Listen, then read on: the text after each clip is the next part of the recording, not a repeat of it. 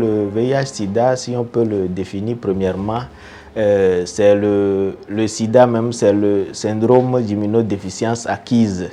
Donc, c'est une maladie virale qui est causée par le virus de l'immunodéficience humaine. Donc, c'est ce virus qui provoque ce que nous appelons le syndrome d'immunodéficience acquise ou communément le sida, qui est l'ensemble des symptômes des maladies que peuvent développer un sujet atteint par ce virus-là. Donc, le virus a été découvert dans les années 80 aux États-Unis chez une tranche de la population donnée. C'était en ce moment où des chercheurs sont arrivés à isoler ce virus et lui ont attribué ce nom-là. D'autres recherches disent que ce virus serait venu des animaux, en l'occurrence des animaux d'Afrique, lors des activités de chasse par exemple, que des chimpanzés, les humains auraient été en contact avec le virus de la part précisément des chimpanzés. Donc d'autres recherches ont abouti aussi à ça. Oui, le sida est d'actualité, ça existe toujours, hein. On est toujours encore actif sur le terrain, sur le front, comme on le dirait, en ce qui concerne cette pandémie-là.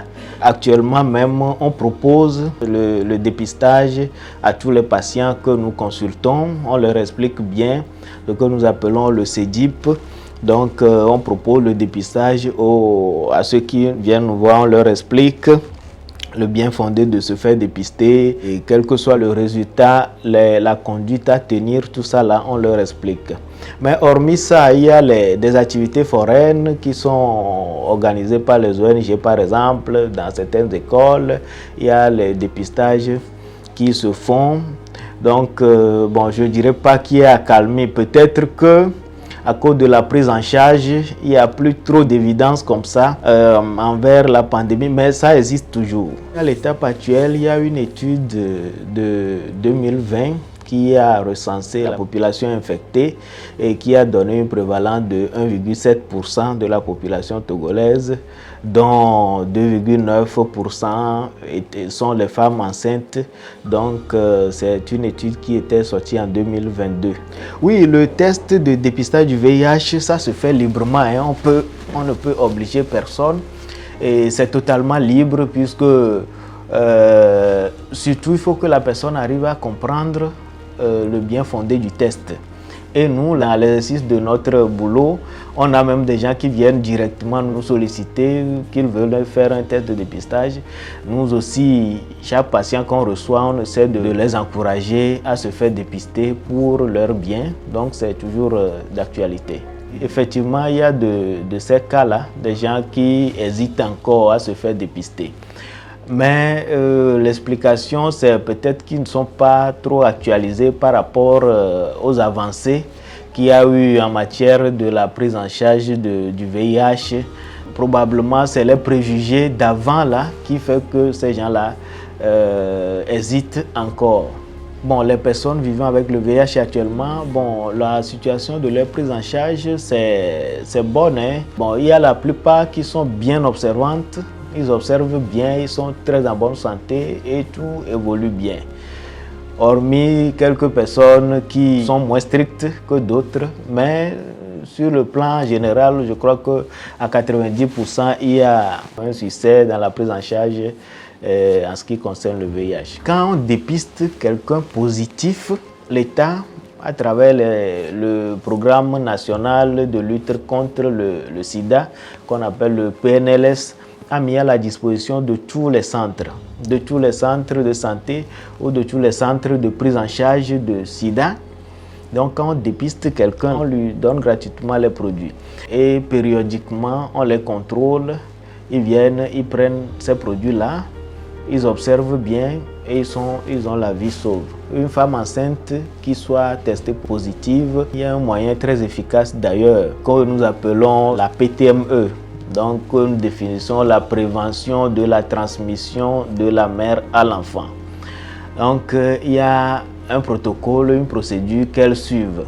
C'est les mêmes produits antirétroviraux spécifiques pour ces femmes-là qu'on leur donne. Et si elles prennent bien ça, il y a quelques analyses, quelques bilans contrôles que nous faisons, que nous appelons la charge virale ou bien le dosage de CD4. Donc la charge virale, à un moment donné, si la personne est bien observante, ça peut être supprimé ou que le taux de CD4 soit bien élevé.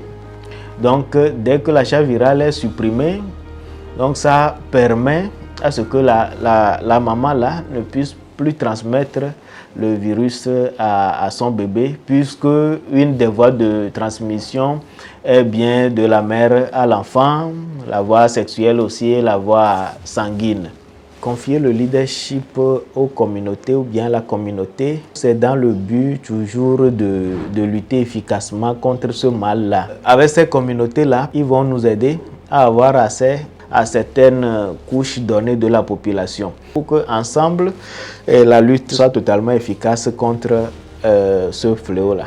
Pour le moment, les études sont toujours en cours et il n'y a pas encore un médicament ou bien un produit certifié qui puisse guérir le mal comme on a peut-être les produits pour guérir un palu. Mais les antirétroviraux sont efficaces dans ce sens où elles permettent beaucoup de choses pour ceux qui sont, je le précise, bien observantes. Elles permettent de limiter les dégâts, comme on le dit, éviter l'apparition des infections opportunistes, éviter que ces personnes atteintes transmettent le mal à quelqu'un, à leurs enfants, à leurs conjoints par exemple. Et ça leur permet aussi d'élargir leur espérance de vie aussi. Actuellement, toutes les dispositions sont prises pour que toute personne dépistée positive soit prise en charge efficacement et ne court plus aucun danger. Souvent, la plus grande complication, c'est la mort. Actuellement, ce n'est plus ça. Donc, d'être courageux et de se faire dépister pour connaître leur statut sérologique, il n'y a que ça qui va nous permettre de vaincre cette pandémie.